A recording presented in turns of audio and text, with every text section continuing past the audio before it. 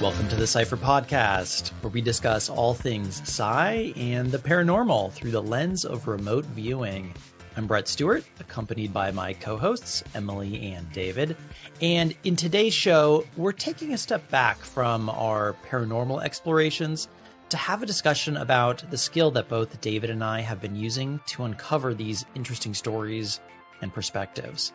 We're talking about the process of remote viewing itself. But before we get into this discussion, definitely head over to cypher.com. That's PSIPHR.com. You can find our entire back catalog there of free shows. Additionally, we also continue each of these discussions for each episode in our premium after hours show. In these, we often discuss our work that's just a bit too controversial for public disclosure, so we always have a good chat at the end of those.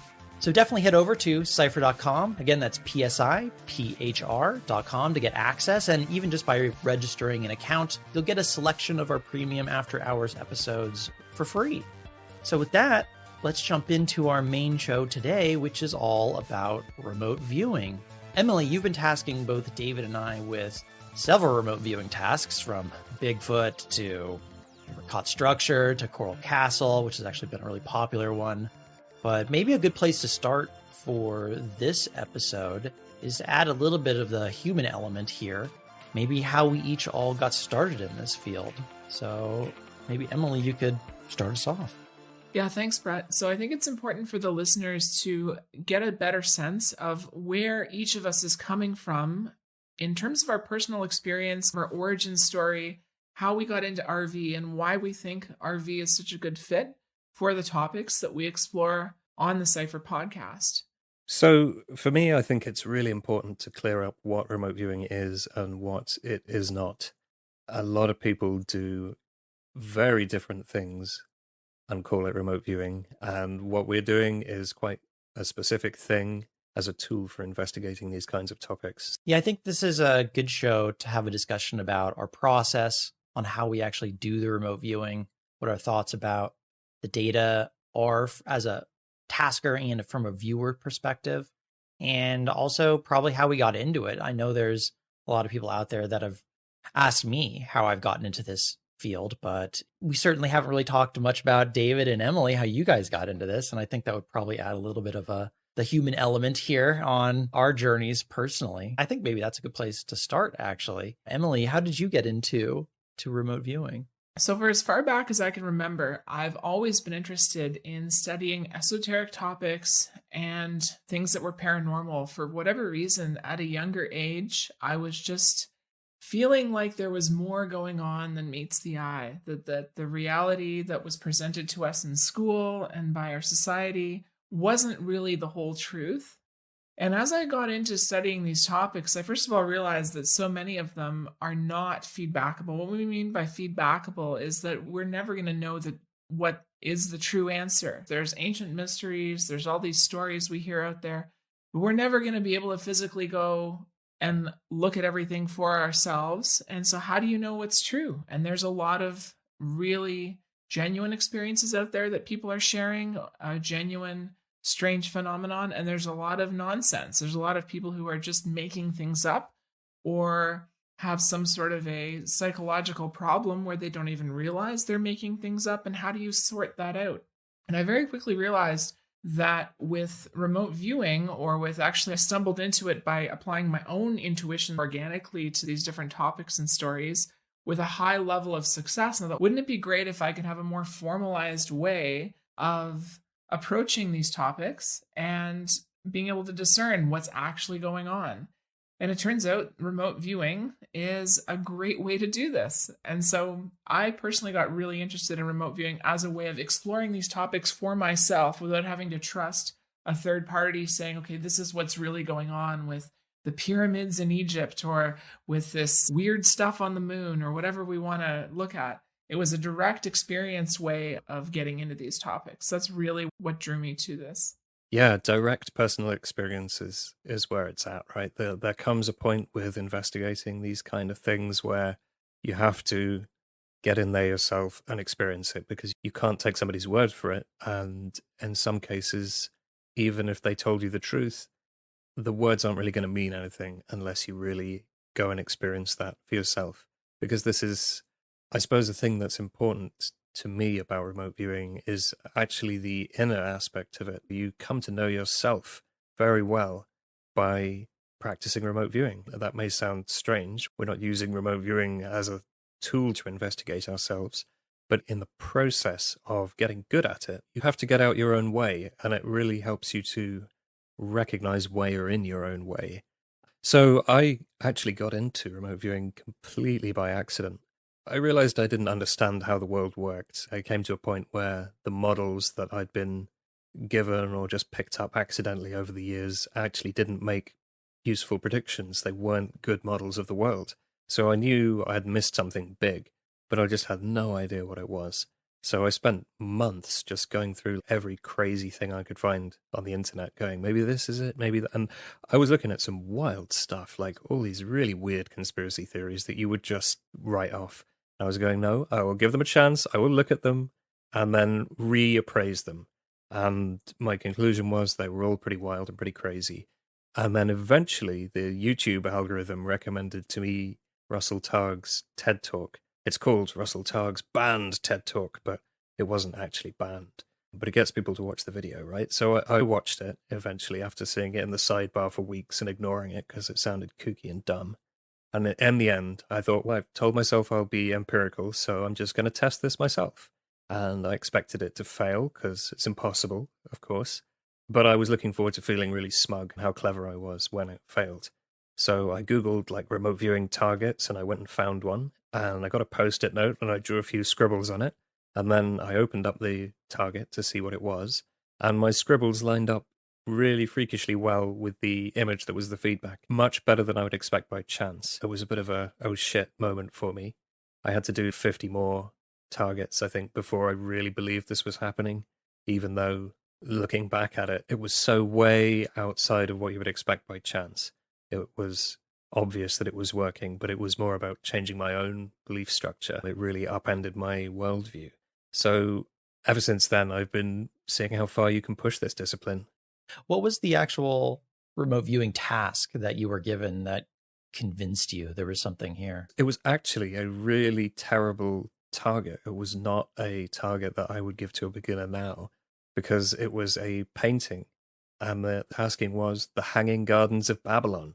And there was some painting somebody had done at some point imagining what that may have looked like. But we don't even know that's a real place. And it was literally one post-it note with a few lines and scribbles on was my first session. And that matched up with the painting that was in the tasking document. I'm not even sure there was a target there, and I didn't really hit it. I just described the feedback, but it showed there was something going on. I had a similar experience very early on when I first began learning how to remote view. And I think when I realized that I could get information spontaneously, just seemingly downloading into my mind about a topic that I do nothing about, that someone else had picked out in advance. And then that seemingly random information that was percolating up into my conscious awareness was also accurate. It blew my mind and it made me really wonder how far could this be taken. And for me, this was probably my second remote viewing I ever did. I learned some very basic things, some very simple structures. Oh, here's what step 1, 2, and 3 look like. And I was given a photograph of a rocket launch. And obviously at the time when I started the session, I didn't know what it was. I was blind. It was just, here's a set of numbers, go do those steps, and you should get information that matches what this task is. And so I just performed it in the way that I had taught. And I drew a rocket with exhaust plumes and the momentum going up. And it's just something launching into the air that was really massive, made out of metal. And it just, when I got that feedback photograph, like, oh, here's what we picked out for you, my jaw was on the floor. I had to scoop it back up and reattach it to my head because it had completely fallen off my face. I was like, wait a minute. How? Because by random chance, this shouldn't be possible. And I didn't expect it to really necessarily be completely possible. It was more of, I'll give it a shot. Maybe there's something to this. And ever since that experience, it's been off to the races for me because, and this doesn't mean that I didn't have a certain dark night of the soul moment a year after I'd started. Am I convincing myself this is real when it's not real? Is something else going on here? I went back and I relooked at all my work and I found enough evidence that something was really going on here. But my origin with remote viewing was similar to yours, David, of having just this blowout immediate session, this beginner effect that we often see with remote viewers, where a brand new remote viewer often has really good session work in their first 2 to 5 remote viewing sessions. And I experienced that, and it just changed my entire worldview on what was possible. And it was at a period of my life where I was having a lot of those, where what I thought was real was the reality boxes that I had were being torn down, and I needed something new to put in their place. I'd just seen a UFO several months before that with my own 2 eyes, and now I'm experimenting with remote viewing, and I'm describing hidden pictures that I know nothing about, and I'm drawing the darn thing without any prompting. So that's what really got me into this. And the reason why I'm still doing it to this day, and there's many of them, but one of the main ones is that feedback moment when you finish a session, you do a lot of work, and then you're said, okay, here's the big reveal. Here's what you did. And you get to see whether or not your data matches or makes sense through that lens. When it matches so well that you couldn't possibly have gotten data this close unless something psychic was occurring, it keeps me coming back because that moment is exhilarating every time. And I've been doing it for 12 years now, and I keep doing it, keep coming back. It's the mystery of it, isn't it? It's just mind-blowing every time it happens. Never gets old. Yeah. Even just for simple photo targets, I still get that rush, that thrill of, oh my goodness, it worked. And I think that's what it is. It's this rush of, oh my goodness, it worked. And it continues to work. Now, this doesn't mean that I don't have misses. I do. I have bad days. I have bad sessions. This is not something that just works 100% for me, even though I've done this for more than a decade. But it works enough that it just continues to amaze me. And so I continue to do it. It's just fun getting that rush, that thrill. Yeah, it really is amazing that it actually works at all. And I think one of the things that draws me back to it, I completely agree with everything that Brett and David have said. But to me, it just has this sort of a magical feel. It's almost like when you're a kid and you imagine you're going to have these superpowers. Everyone wants to pretend they're going to fly, or they're going to be super strong, or whatever the superpower fantasies that we all have as kids are. This is like a superpower, but it's real. And all of us have an ability to tap into it. I remember, and don't judge, I was doing the which Harry Potter house should you be in quiz online. And one of the questions was, if you could have a superpower, which one would you choose? And the first one was the power to read minds. I'm like, well, I don't want that one. I already have that one. What else is there on the list? I think I picked up be able to fly. So the listeners probably asking themselves, why the heck does this work at all? We're all talking about how it does work and how we think it's so cool and how we really enjoy these powers that we've cultivated for ourselves. But why does it work? How does it work? Is something I think we should explore. Brett, I'm sure you have thoughts on how this works, having done it for so long. Do you want to share that with our listeners? Yeah, I think ultimately at the end of the day, no one really knows exactly for sure how it works. We know it does work. And a good analogy to use is I view myself more as a pilot. I'm someone who knows how to fly the plane. I can do barrel rolls. I can fly across the sky in different directions. I know how to push the buttons in the right order. But what's under the hood, what electronics and the engine and what fuel is used, some of those kind of details. I'm not an engineer, I'm a pilot. And that's how I view it. So I have guesses as far as how I think it works. But at the same time, I think it's probably a good place to start that remote viewing doesn't really have a monopoly on psychic functioning. We don't. Remote viewing is just one way to apply psychical functioning. And so most people actually probably have had some sort of an experience where whether it's they see a friend's face in their mind and suddenly they get a text message from that friend, or they have a gut reaction like something bad happened to a family member. They don't know who or what, but they know something just happened. And then 10 minutes later, there's the phone call where it's your brother calling, something's happened. And those are very common events that people typically ignore for some reason. I don't know why we ignore those, but we do by and large. We just write them off as just coincidence. And I think we're going to talk more about coincidence and even synchronicity later in this show. But how it works, I think we're really just guessing at this point. I'll guess, but maybe David, I'm sure you have your own guesses. Oh, I have loads of guesses. An interesting thing about this phenomenon is that we have good models of parts of it individually. We know how to train remote viewers, so they'll be pretty good.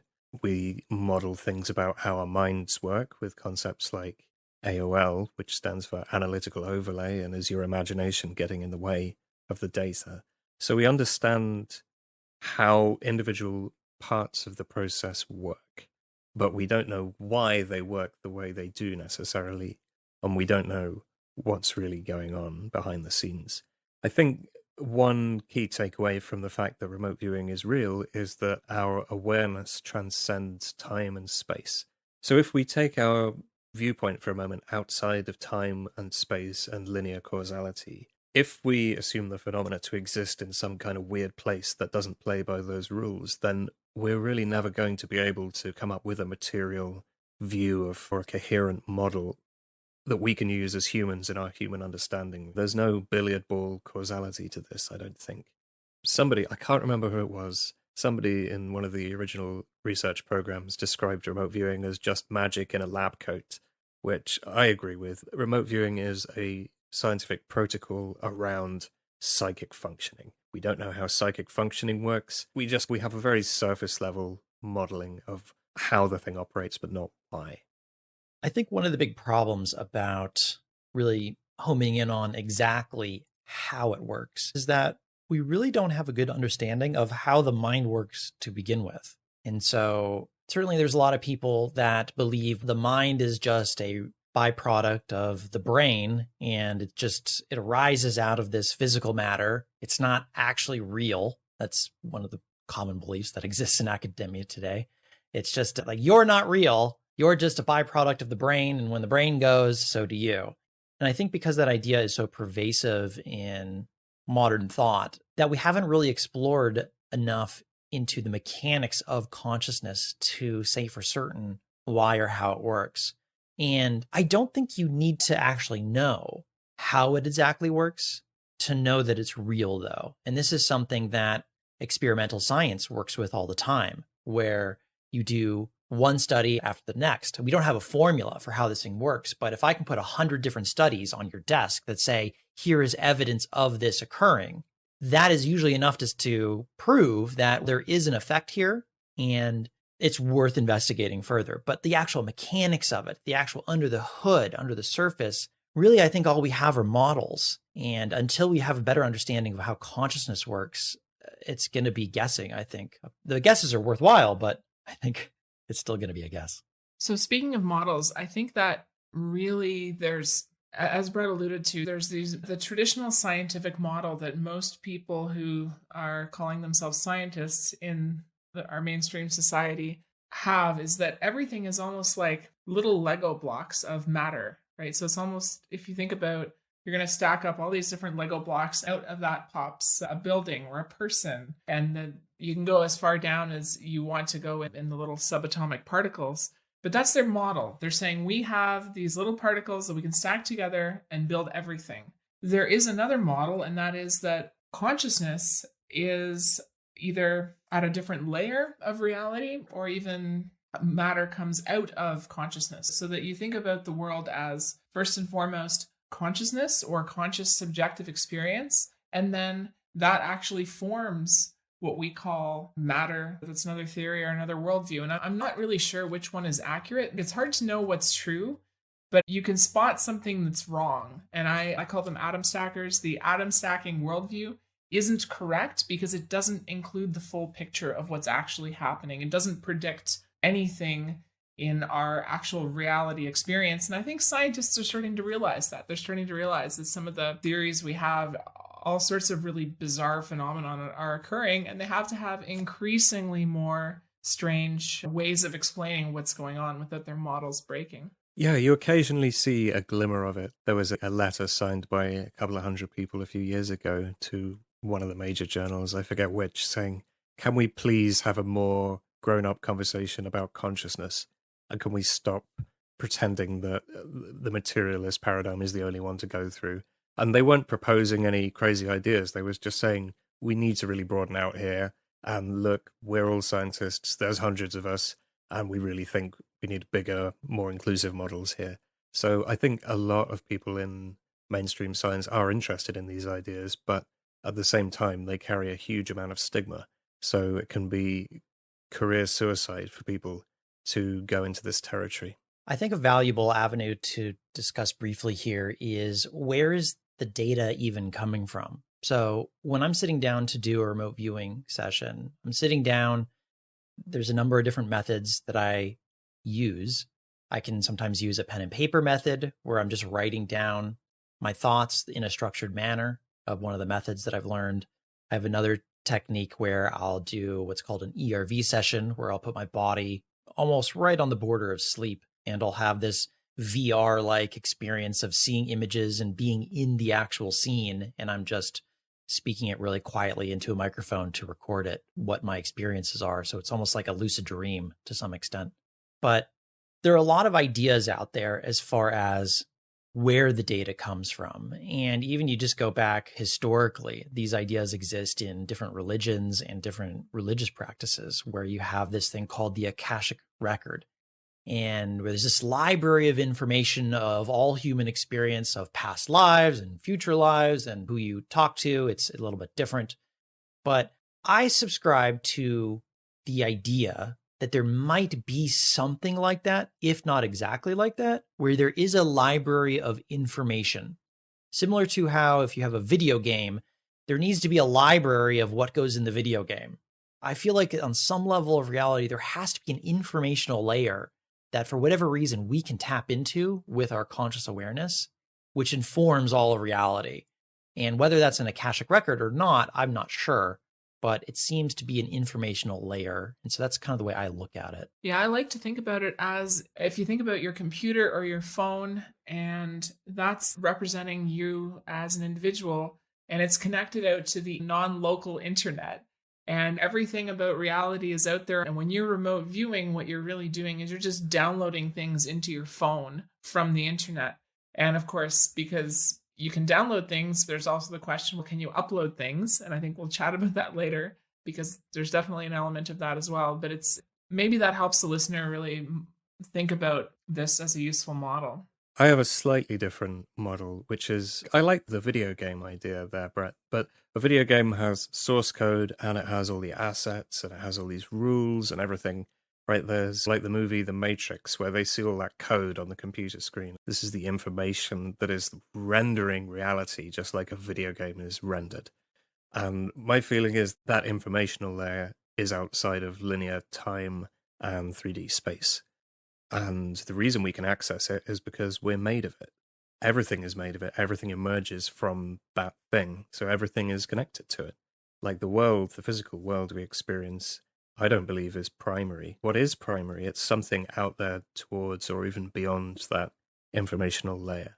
So that's why, as remote viewers, I would speculate we can transcend time and space with our awareness, because we never left. We're there in that code. Part of us is.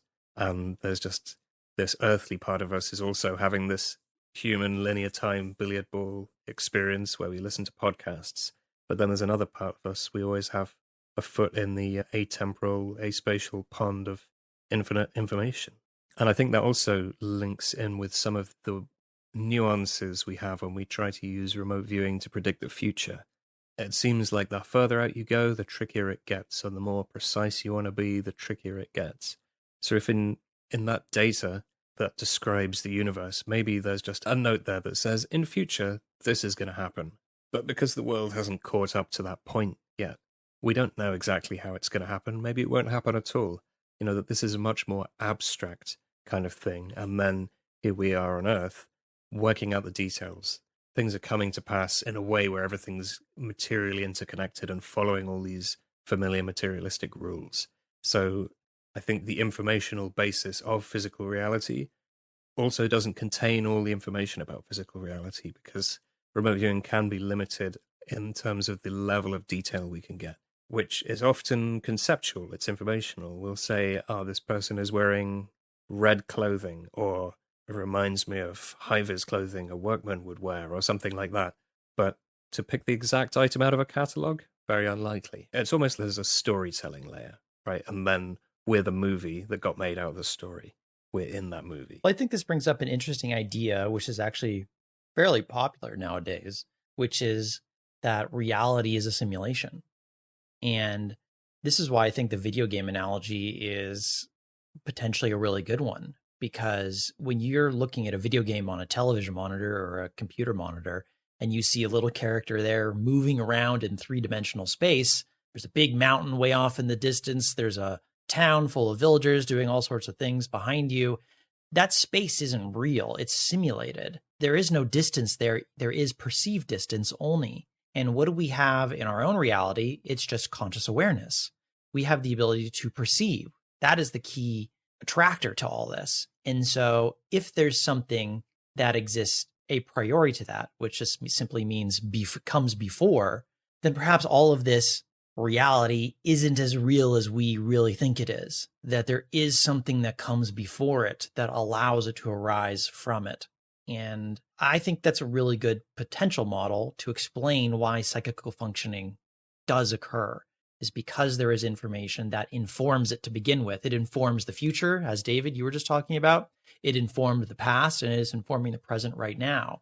And it's a matter of finding the right dial, the right radio channel, or the right URL web login to pick out the right piece of information, and then you can just get access to it. I think one day we'll figure out the exact mechanics of it, but right now it's a lot of speculation. Yeah, it's interesting, Brett, that you brought up this reality is a simulation, because it's definitely something you hear bantered about on the internet and in even various scientific circles. To me, it seems the materialists have realized the box they've put themselves into, and they're digging an escape hatch. They're like, oh, let's give ourselves this big out that's relatable, that people can understand, because they all played simulator games on their computer. But really, they're not saying anything different from what we as non-materialist or material worldview people have been saying from the get-go, which is that, hey, reality is more than just the material things and our material bodies that we see around us. And of course, if you go back into history, religious origins and so on have been described as, hey, there's more going on. So this is nothing new that we're talking about here. This is as old as religions that we are all familiar with, and even probably before that. I think there's something tricky that's implicit in the simulation hypothesis, because when we think of that, oh, reality is a video game, right? We're thinking of sitting there with our VR goggles on, but we're thinking of a being sat in physical reality with linear time and 3D space and all that stuff.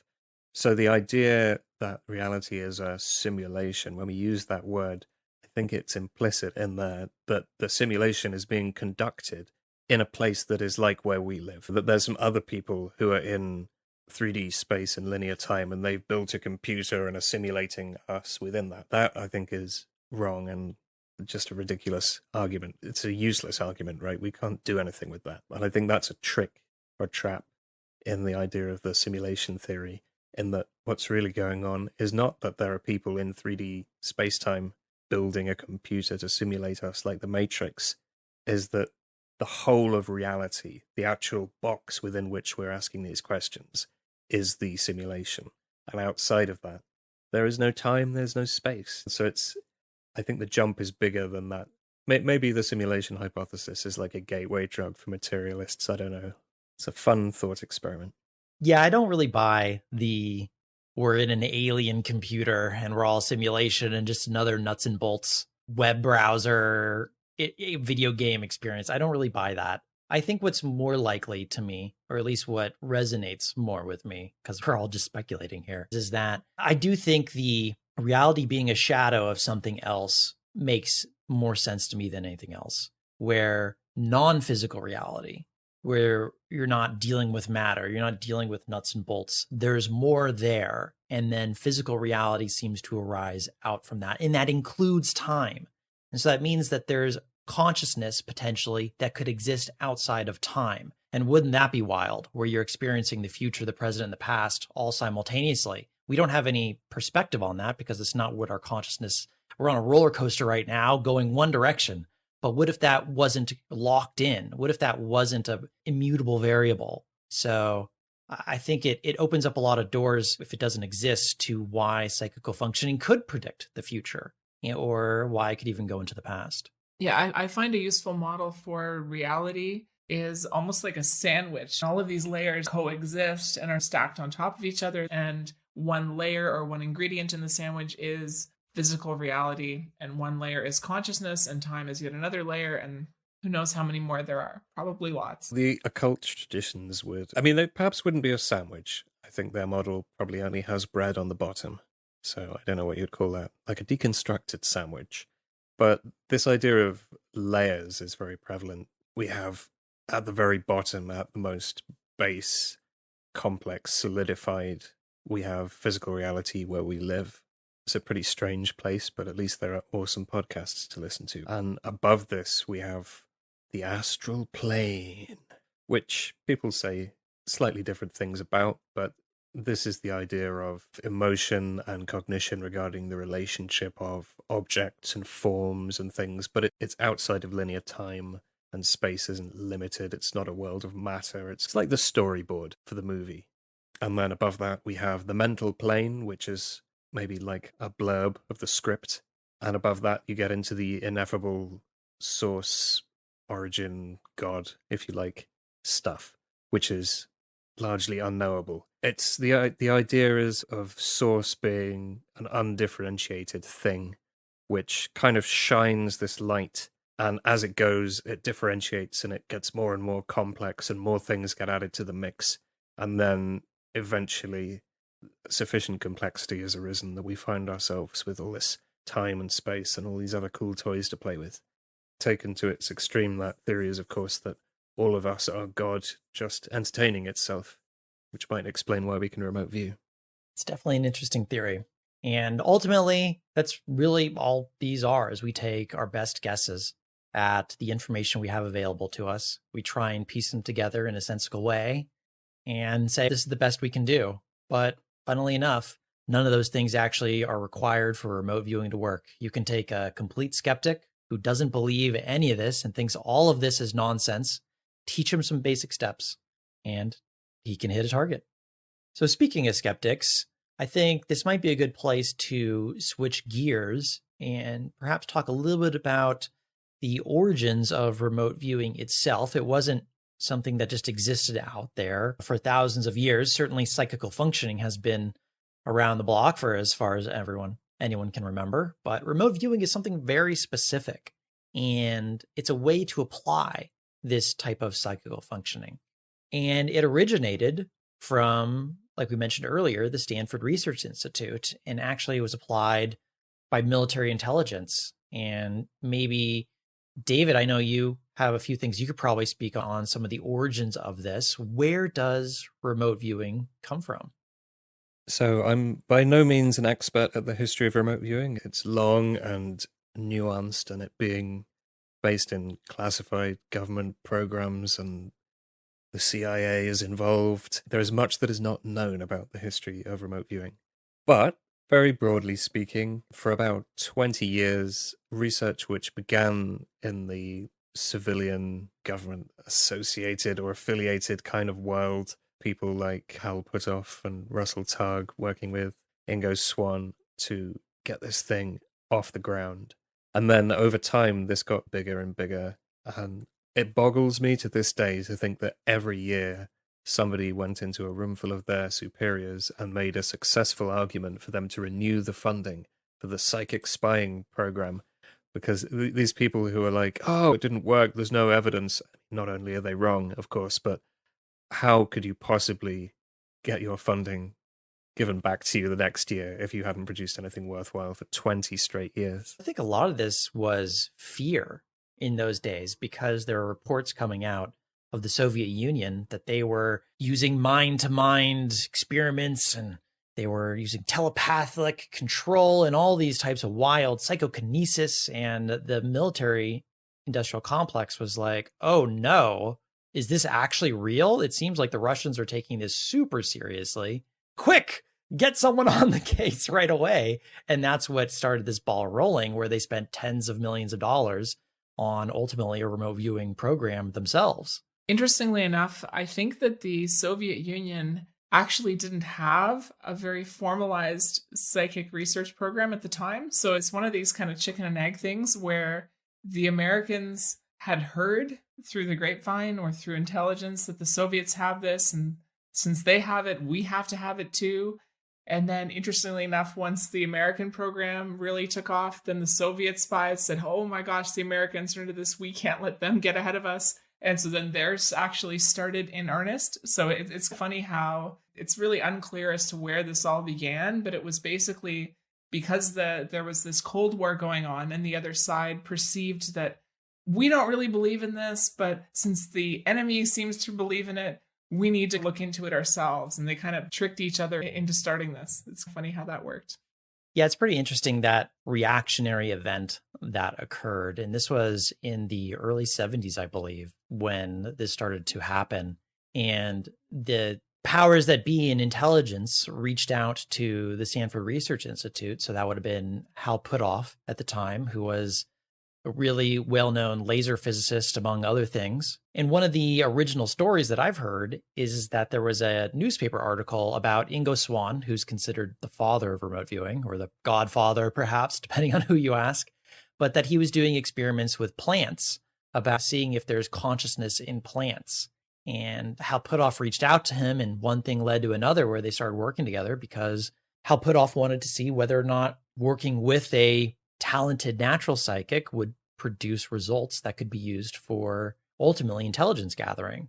And I think the edict that Stanford was given is, can you turn this into a trainable skill? So great, natural psychics are one thing, but can we teach this to military personnel? Because bringing in a bunch of civilians, not exactly the best thing that the military would prefer. They want to be able to take their grunts and make them psychic spies. And ultimately, that's actually what happened. There was a unit, it was funded for many years, and it was used operationally during the Cold War. So the actual term remote viewing, it's a shame that we are stuck with it. That's what it was called at the time, and that is now the name of what we do. But it can be misleading, quite largely because of the word viewing implies that it is a primarily visual discipline. And people get this idea that we're watching a perfect movie of the target, and it's just like being there. And very occasionally it is. But a large part of the data and a large part of what's really useful is actually conceptual data. It's information. What is happening? Why is it happening? What are the motivations of the people involved? How does this work? Will this work? Will this product sell? Will this project succeed? Rather than having pictures of things, which would make it much harder to answer those conceptual questions. So I just wanted to clear that up and apologize, I guess, if people are disappointed to discover that remote viewing is not like you have a magic psychic camera. Yeah, it largely isn't. Some of the best sessions that I've had they're like word dumps where that tell a story, a particular narrative. And oftentimes that's way more useful than if I just had a series of images. There are techniques, though. The ERV technique I use is very visual. And so remote viewing in that sense does fit. There are other individuals out there in the remote viewing field that they prefer to call it remote perception as opposed to remote viewing. But I think we are stuck with the word just because it's been so prevalent, and that's what larger society knows it as.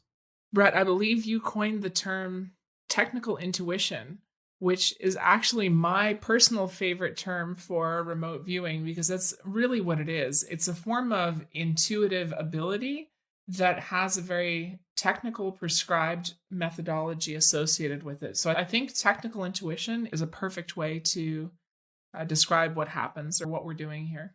Yeah, technical intuition was just ultimately that's the name of the remote viewing training business that I coined, but it just matched the type of technique that I was training and what I've taught my students. And this is probably a good segue into the next topic here, which is what is a technique and what is remote viewing protocol? And to the layperson, this might seem like something that doesn't make any sense and is not worth talking about. But it actually is a topic that's worth discussing because there's a lot of confusion about what is remote viewing because everyone has adopted the term. You take a lot of natural psychics who just immediately start calling themselves remote viewers because it's a popular term, it's getting widespread acceptance. And so they just adopt it. They don't even necessarily know what it means or what it is. Oh, I see things remotely, therefore I must be a remote viewer. And that's really not what the meaning of remote viewing is. Remote viewing is a very specific set of steps. And if you're not following those steps, then what you're doing isn't remote viewing. And I think one thing that is important to denote is that remote viewing was originally designed by scientists in a laboratory with one purpose: to test whether or not psychical functioning was occurring. And it doesn't mean that psychical functioning can't occur outside of remote viewing. It does all the time. But understanding the specifics and delineating what it is versus what it's not, I think is important, because otherwise you just are left with a really confusing mess in the field. So the lab protocol version of remote viewing, the protocol is you have a specific target.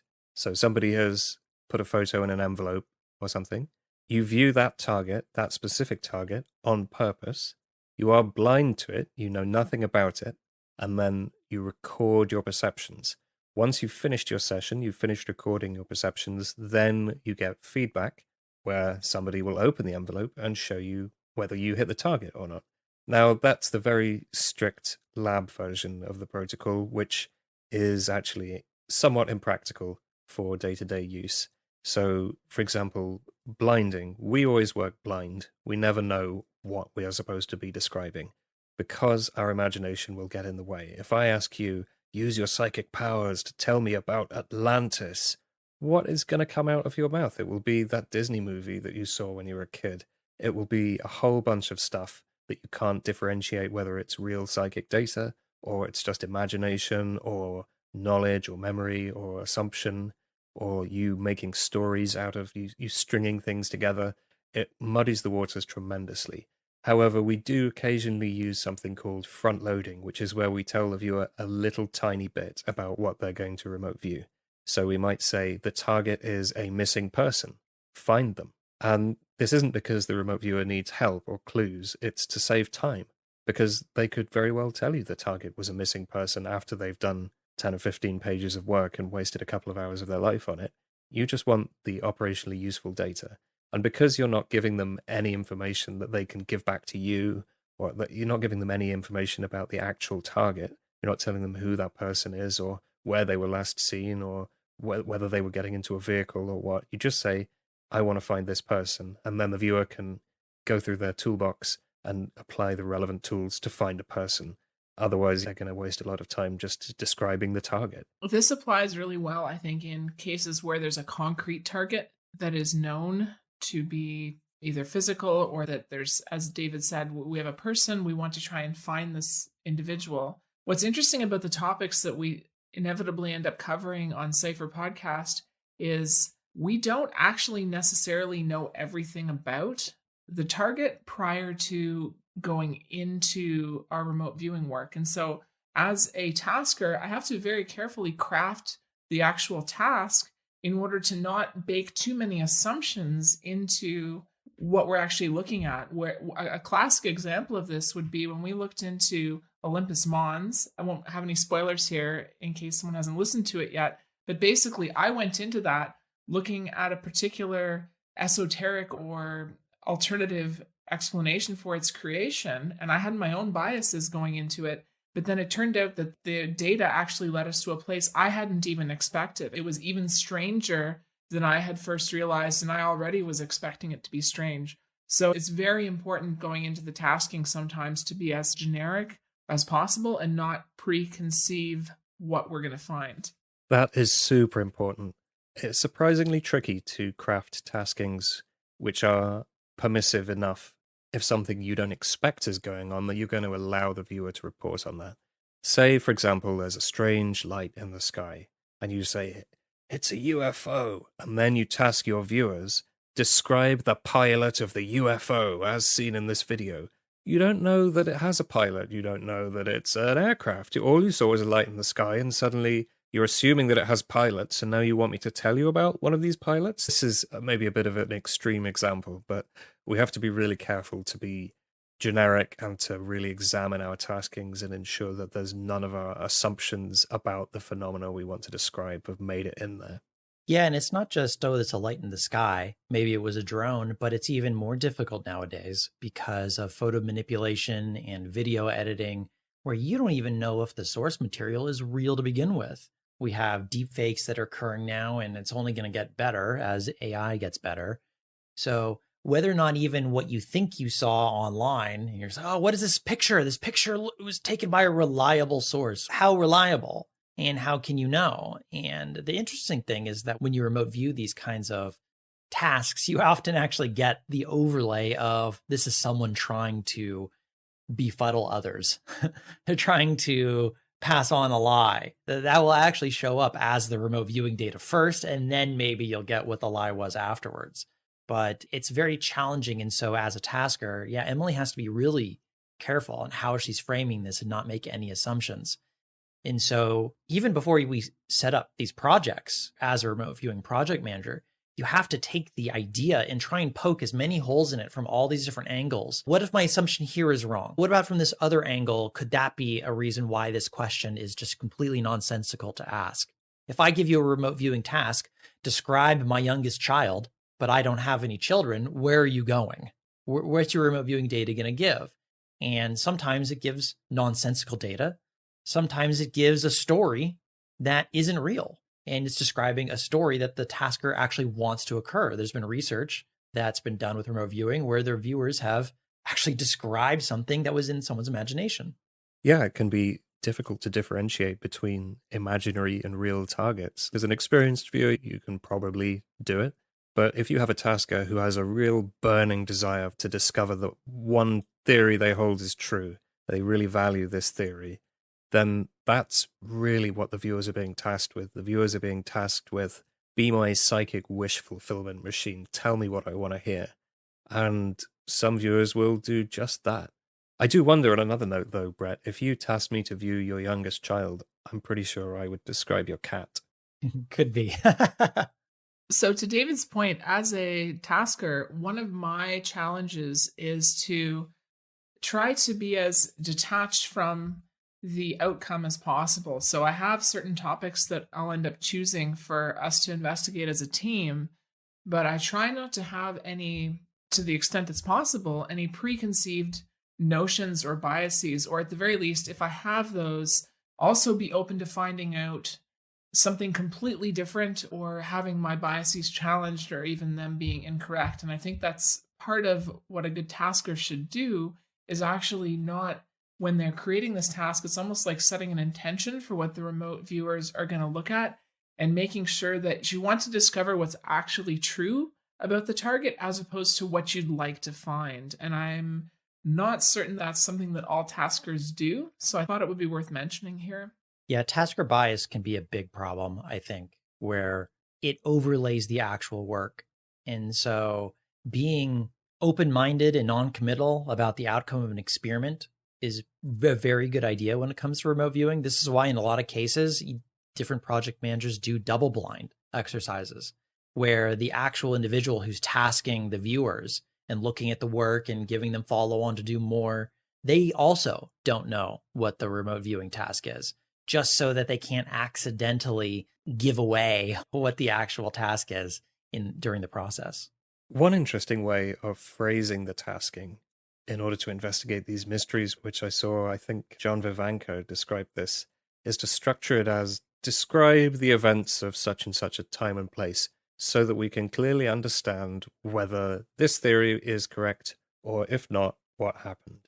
So it makes it really explicit that it's, I don't know, is this true? Isn't it? Just tell me. Not invested in this. I just want the truth. And while this is a psychic process, tasking, writing it down really helps cement exactly what you mean.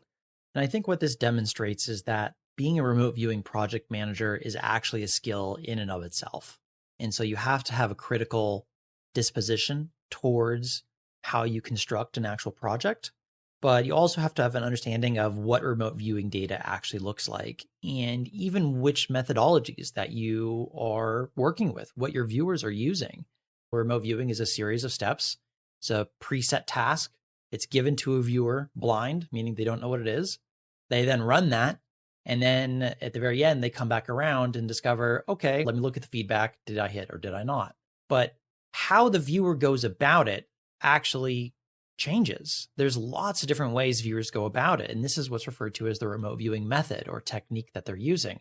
I have one that I teach that is a little bit more technical oriented. It's a little bit more regimented. So step by step, paint by numbers. There are other viewers out there that are a little bit more free form, where it's like anything that comes into my mind about this blind tasking, I'm just going to write it down in any order. And then the more you do this, oftentimes really advanced viewers end up developing their own methodology that they have demonstrated has worked over time. I think a really important thing to say about remote viewing methodologies is that none of these should be regarded as the best way to be psychic. Controlled remote viewing, which was the first methodology to be formalized and came out of the military research projects, that was designed to teach soldiers to be operational psychics. It wasn't designed to be the best way to be an operational psychic. It's literally a training system. It's a teaching tool. So it isn't the be-all and end-all. Any remote viewer who works professionally will have, at the very least, their own idiosyncrasies and quirks as to how they execute their methodology, if indeed they particularly stick to one. I use a mixture of technical remote viewing, controlled remote viewing, TDS, some ideas from 3 or 4 other remote viewers I could name, and quite a few things I just made up myself. And it all works. There isn't a special way that it must be constructed. It's not some mysterious thing. It's basically arbitrary. So these are constructed for a goal. As a professional remote viewer, you can construct these techniques for your goal of getting operationally useful data.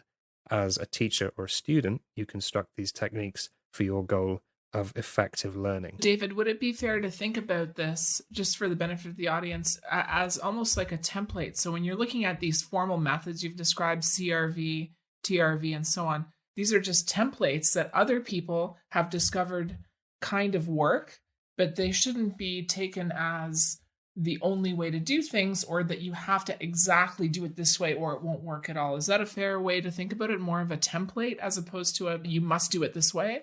As a student of remote viewing, I think you should do whatever your teacher tells you to do. I describe it to people as don't void the warranty on the methodology, because as if you conceive of these things as teaching systems, then they will be internally consistent. They need to cover the same ground, but they might cover one thing in a different place or use different terminology or techniques. But overall, everything should be in there.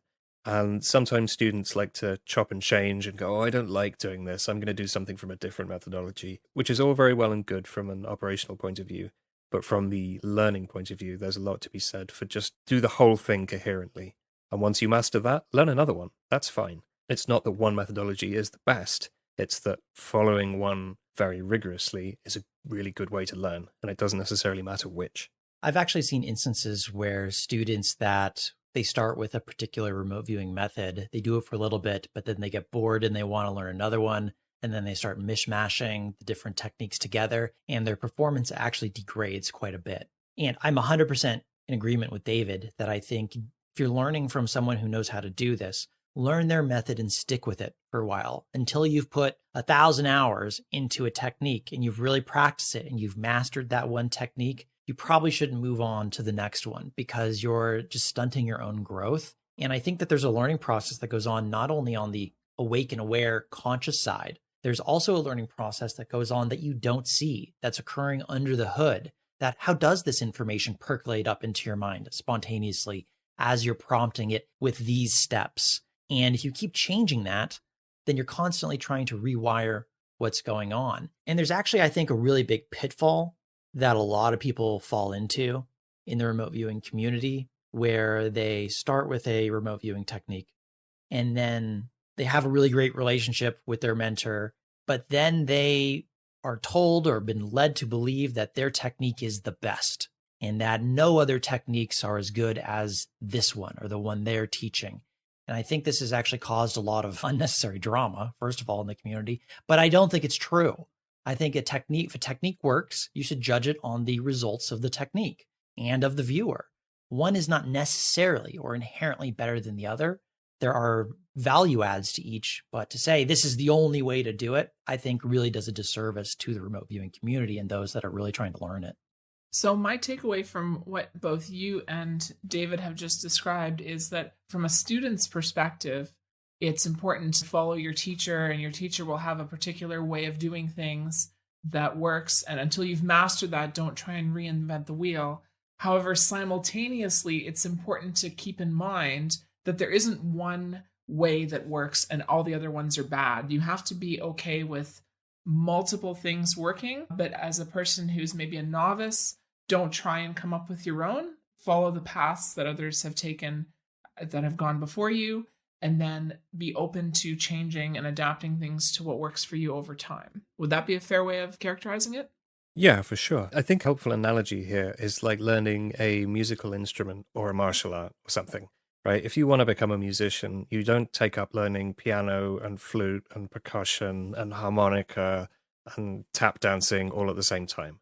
You focus, you master something, you get to a high level, you understand all the theory, and then when you take up another instrument, it's all easy because everything's transferable. You're not trying to apply the basics from several different directions at once and cutting across yourself and getting into conflict. So master one strand, one vertical, then move to the next, then move horizontally. Yeah, and I think it's also find a teacher that you resonate with, because some people really resonate with certain personalities and certain types. I highly recommend learning directly from somebody. You can learn on your own, but it's going to be a much slower and much more arduous process. So find a personality that you really resonate with and stick to it. My first 3 years of remote viewing, I was teaching myself off stuff that I could get for free online. And I learned a huge amount, and then got to the point where 3 years had gone by and I'm thinking, I'm still doing this and I'm not going to stop. And I'm at a point where I can't take it any further on my own now. And at that point, I started badgering Brett incessantly until he eventually agreed to train me, which was super useful because when you've got somebody there who can debug the mistakes that you're making, somebody who's already made those mistakes and been through it, it makes it so much faster to overcome them because you're not working from trial and error anymore.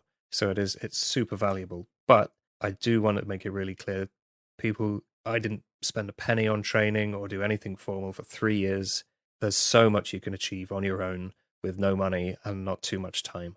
So don't think that you can't learn remote viewing without training, which can be expensive and inaccessible sometimes. Yeah, and this is one of the reasons why I've released a lot of free content on YouTube and other places for people that want to get their feet wet and try it out. I think my Learn Remote Viewing video in 20 minutes on YouTube has a lot of views now, and I constantly keep getting updates on my email of people trying their first test session about, oh my goodness, I can't believe it worked. Just go look at the comments from people who have tried that, and you'll see thousands of people that have tried this 20-minute experiment, and they actually describe the photograph. It's something actually I even plan to do more of in the future, is make a much more comprehensive introductory course that's available for free. Because I'll be honest, if you looked around, like RV training, when you're working with a coach, it isn't cheap. And so I'd like to be able to offer more free resources to those that want to get into it. And it's a big part of what I'm working on in the future. Brett, as one of your students as well, I can say that the introductory courses you offer are actually very comprehensive and also very helpful for somebody who wants to get into this and who hasn't really had any experience. I find them very clear, understandable, and accessible. And I say that having tried a whole bunch of different courses before really settling in on yours, Brett. So it's definitely a good place for people looking to get started to sink their teeth into it and get going. So with all that said, why don't we discuss a little bit about what isn't RV, or what we don't mean by RV? So we've said a lot about what we think RV is, how you can do it, and what it involves. What are some of the examples that come to mind about what isn't RV or what doesn't count as far as we're concerned? Thank you for listening to this main show of the Cypher podcast on what is remote viewing. We continue this discussion in our After Hours episode, which is available for free on our website. simply head over to Cypher.com, that's PSIPHR.com, and register a free account. You'll find it on your login page. Also, if you're interested in gaining access to our entire back catalog of After Hours episodes, you can become a monthly subscriber to get immediate access. Our After Hours episodes are extensions of our weekly podcast, where we often discuss some of the more controversial elements of our remote viewing data. Some of these topics include our investigations into Bigfoot, Atlantis, and even strange formations on Mars. These are ones you're definitely not going to want to miss. So with that, thank you for listening to this episode of the Cypher Podcast. And until next time, take care.